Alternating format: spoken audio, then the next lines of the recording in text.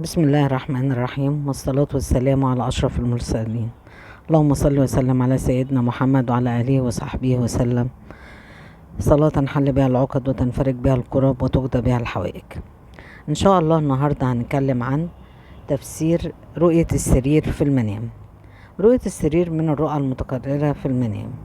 لو شخص حلم إن هو نايم على سرير والسرير ده عليه فرش ومتوضب، فأمور هترجع له بقوة بعد ضعف. يعني إيه؟ يعني هو كان مثلا في مركز كويس وخرج منه، أو كان في وظيفة والوظيفة ديت سابها، فالأمور دي هترجع له تاني بقوة. أو كان هو في تجارة والتجارة ديت خسرت، فهيبقى له فيها مكاسب كويسة جدا.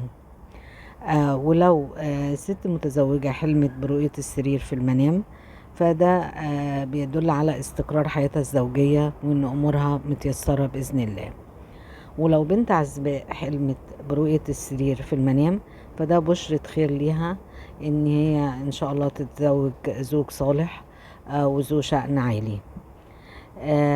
ورؤية السرير في المنام من الرؤى المبشرة بالخير لو السرير زي ما احنا قلنا مترتب وعليه فرش ومنظم. لكن الرؤى اللي مش حلوة للسرير لو السرير مفكوك أو مكسر، فده بيدل على عدم الاستقرار وبيدل على وجود مشاكل. ولو شخص مريض في البيت والسرير مفكوك أو مكسر، فده انذار يعني مش حلو للشخص اللي هو المريض. ربنا يشفي كل مريض يا رب. لكن زي ما احنا قلنا لو السرير منظم ومرتب، ده بشرة خير واستقرار بالنسبة للرائي.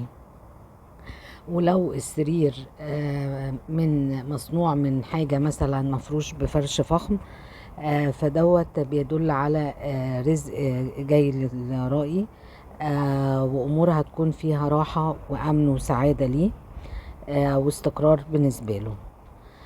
وزي ما احنا قلنا كل شيء جاي مثلا بطريقة منظمة وطريقة مفرحة بالنسبة للرائي في المنام، فدي بتكون بشرة خير بالنسبة له. لكن لو حاجة مثلا منعكشة أو مش متستفة أو مش معمولة بطريقة كويسة، فدي بتبقى انذار بوجود مشاكل أو هموم. فيكون الرأي على قد ما يقدر يكون على حذر، ما ياخدش قرارات سريعة، يحاول أموره إن هو ياخدها بتفكير عميق. لأن زي ما احنا قلنا الأحلام والرؤى دي بتكون رسائل جاية، بتبقى رسائل يا إما إنذار يا إما بشرة خير. ما ناخدش الأمور كده بهباء أو بعدم اهتمام، لأن في أمور احنا بتبقى جايانا إن احنا تحذير. وربنا يا رب يجعلنا كده. أبشركم بالخير وما تنسونيش باللايك والشير.